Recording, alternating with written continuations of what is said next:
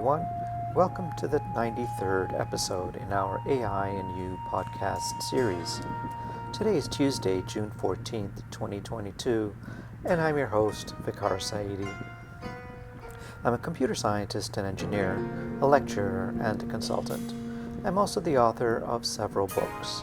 My most recent book is about artificial intelligence and is titled The Genome Affair. The Genome Affair is a speculative work. It examines what the world might be like if some of the more extraordinary capabilities forecast to be realized in AI over the next 20 to 30 years were actually realized today. Given the growing list of frightening existential threats humankind now faces, the book pays particular attention to the impact AI is expected to have on world affairs.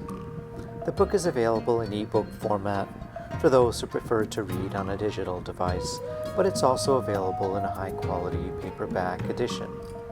The Genome Affair is available on Amazon, so I hope you'll take the time to read it and to leave a review. Amazon book reviews are very helpful for writers. I'm very interested in how science and technology influence world affairs and the big questions facing humankind. Studying at the confluence of the great disciplines of human history, political science and thought, international affairs, science and technology, offers a deep understanding and pedagogically important lessons of how advances in human endeavor have influenced and impacted civilization. I'm available to give talks on artificial intelligence and its related technologies, and on the impact AI is expected to have, or is already having, on our world. If you'd like to get in touch with me to arrange a web-based event or consulting meeting with your company or organization, you can find my contact info in the podcast notes below. Please make sure to subscribe to my channel, like this video, and share it with others if you find the content valuable. Thank you. And now, on to today's podcast. In our last podcast, episode 92, I spoke about why some companies and societies succeed so dramatically, whilst many others fail, and why the vast majority of contributions to our modern world are so concentrated in certain places.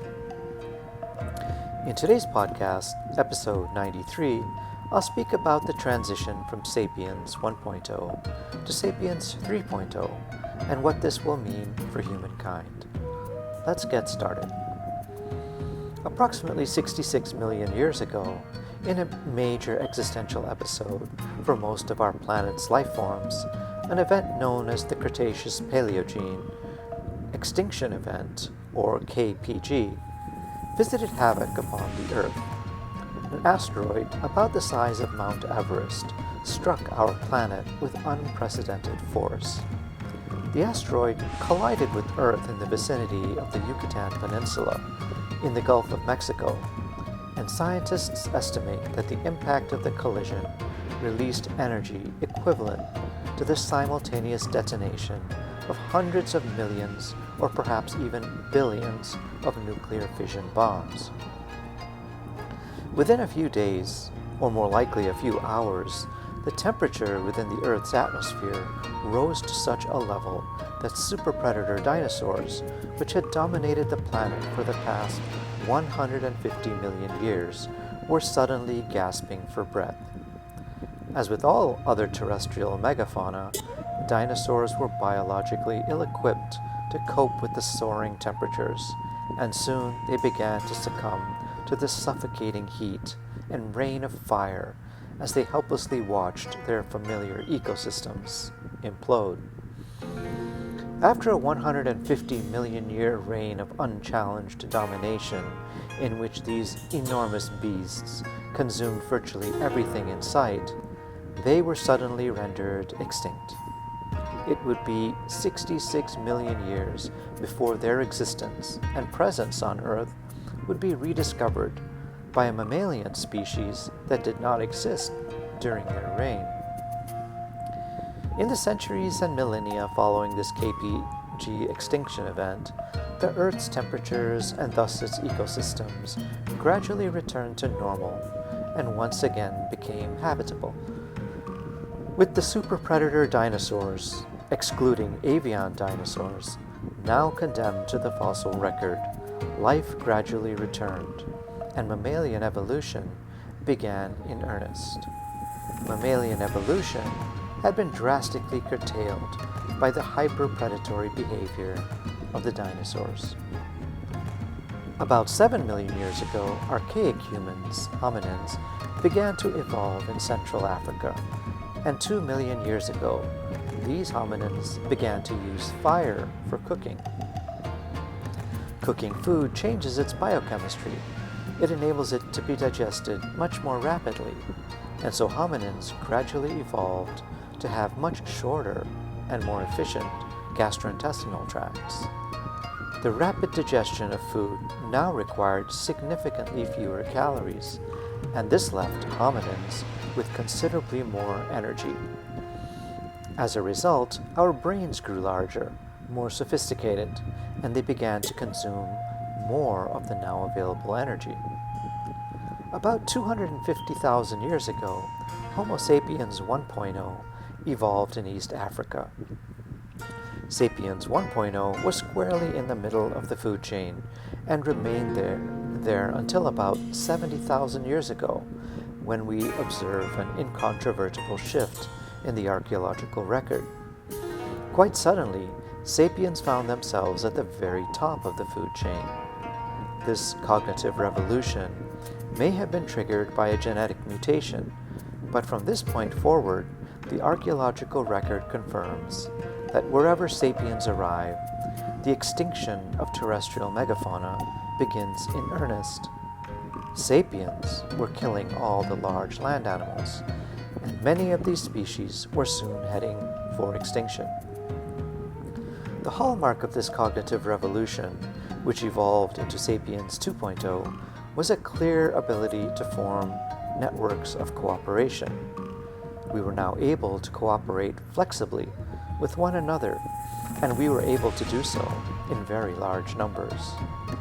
We could now use these networks of cooperation to solve an increasingly wide array of complex problems. We were able to align ourselves in such a way that we could bring down enormous beasts, such as woolly mammoths, that were far larger than us simply through cooperation.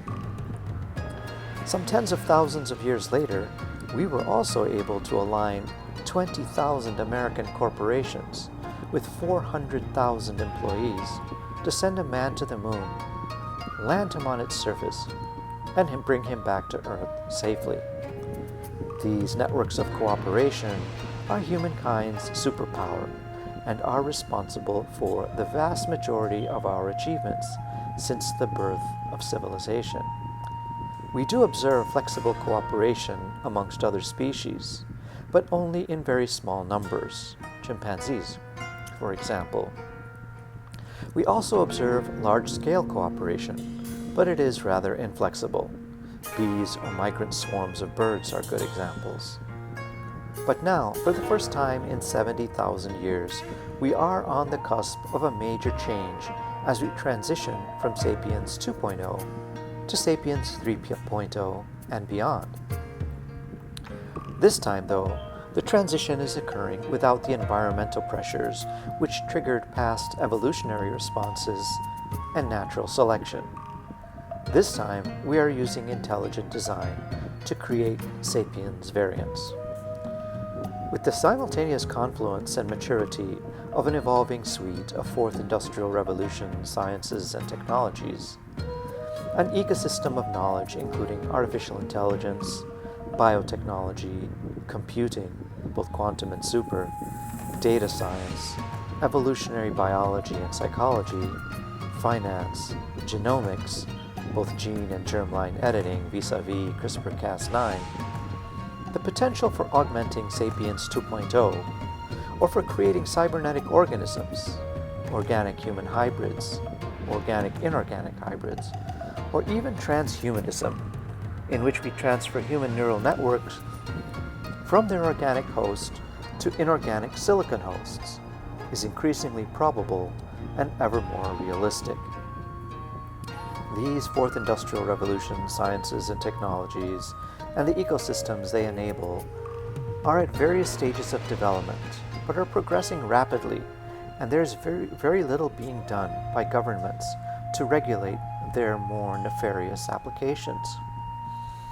Regulating these sciences and technologies properly requires global cooperation underpinned by knowledge and understanding.